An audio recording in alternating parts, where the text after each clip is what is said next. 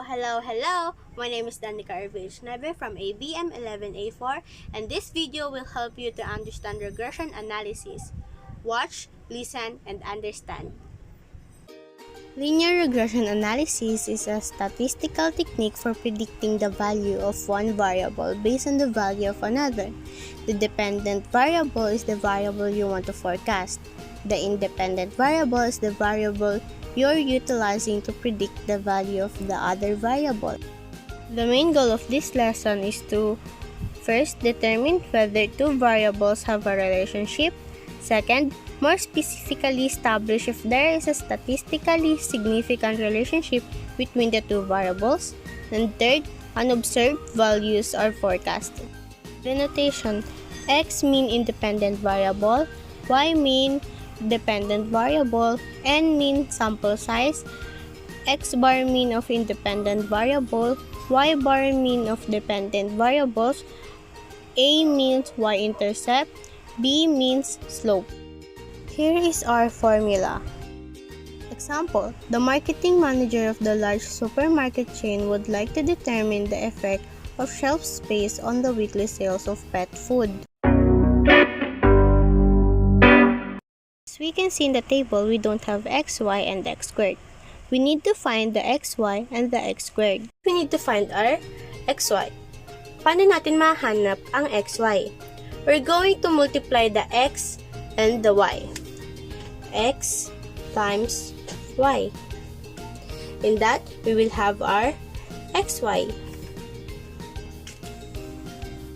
So, let's start with the first x and y. 50 times 16 is equals to 800. 60 times 22 is equals to 1,320. 70 times 14 is equals to 980. 80 times 19 is equals to 1,120, and 100 times 24 is equals to 2,400. 120 times 26 is 3,120. And our last one is 140 times 28 is equals to 3,920.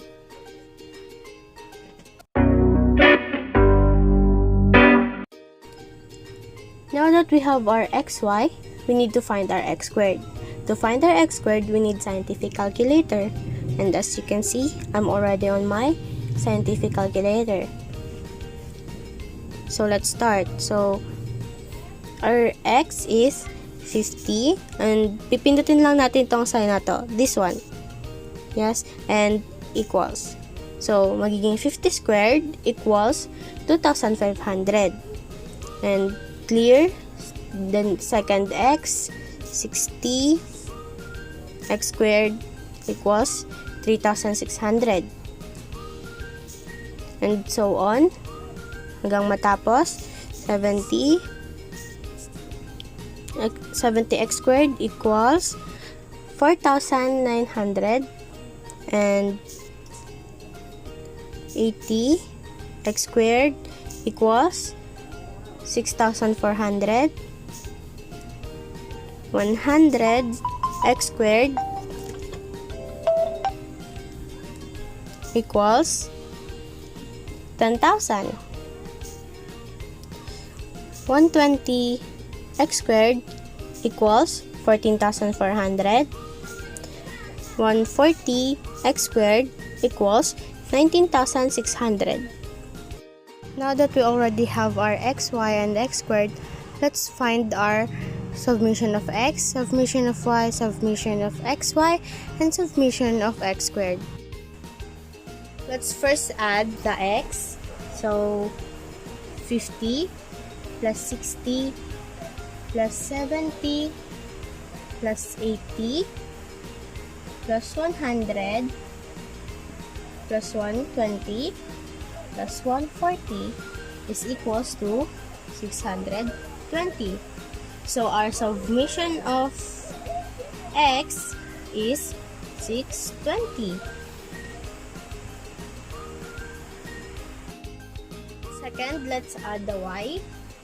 So 16 plus 22 plus 14 plus 19 plus 24 plus 26 and plus 28 is equals to 149. So our summation of y is 149.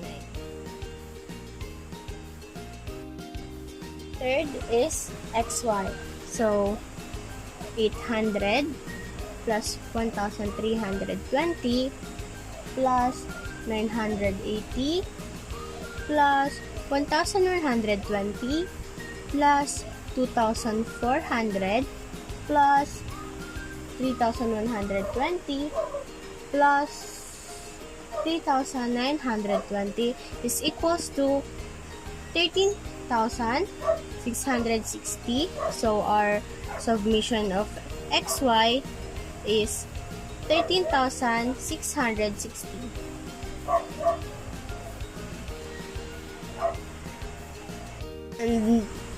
And the last one is x squared.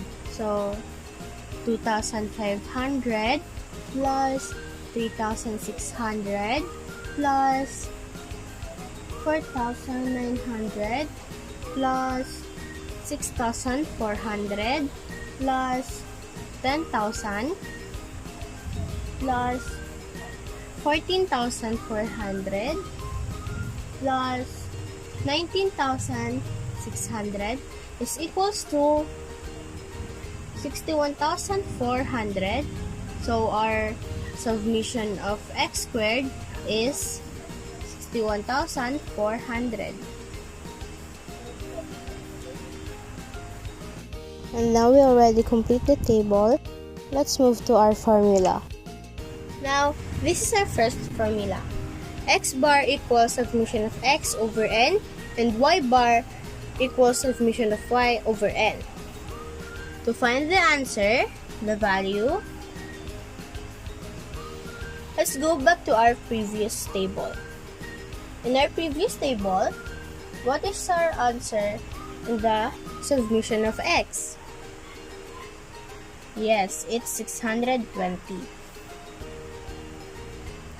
What is Rn? Rn is 7. The second one, in our previous table again, what is our answer in the summation of y? Yes, it's 149. What is Rn again? Rn again is 7. So let's answer this. So let's answer this. 620 over 7 is 88.571. Second one, 149 over 7 is 21.285.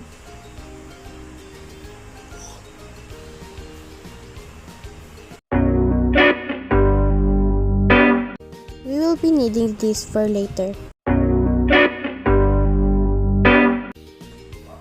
Let's move to the next one. B equals summation of xy minus n x bar y bar over summation of x squared minus n x bar squared. So, in the previous slide, I showed you a list and we're going to use it here. So, B equals, what is our summation of xy in our previous table or to the list that I show you? Yes, it's 13,660 minus, what is our n?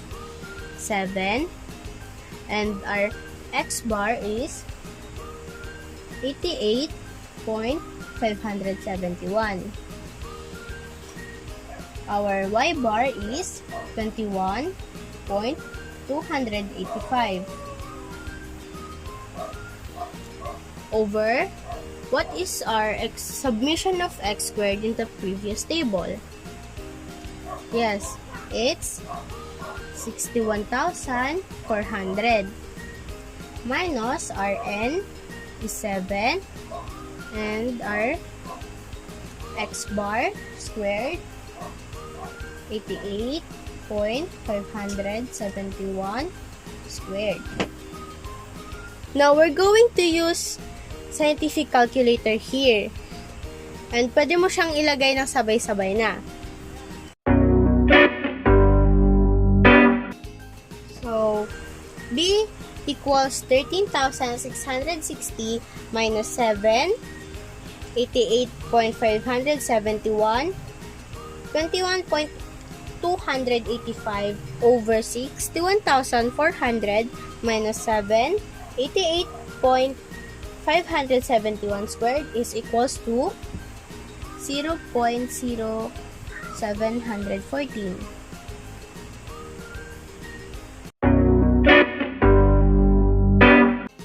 And to our last one, next is A equals y bar minus b x bar.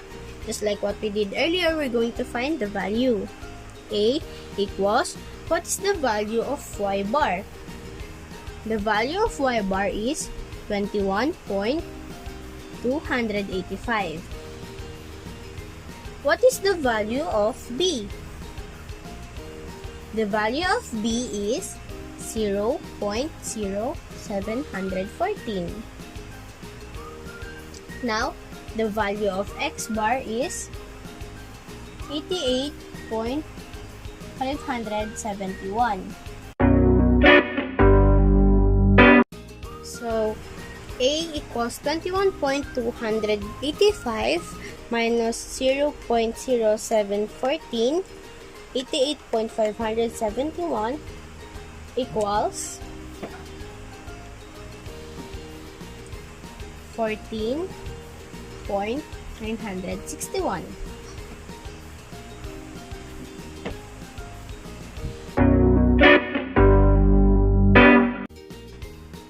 So this is our last.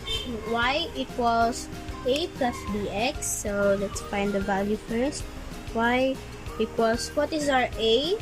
Our a is 14.961 plus our bx is 0.0714.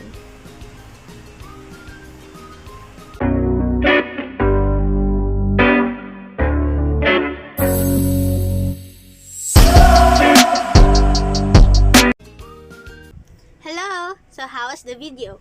Please make sure to watch until the very end. And there's a mathematical positive quote for you. Bye!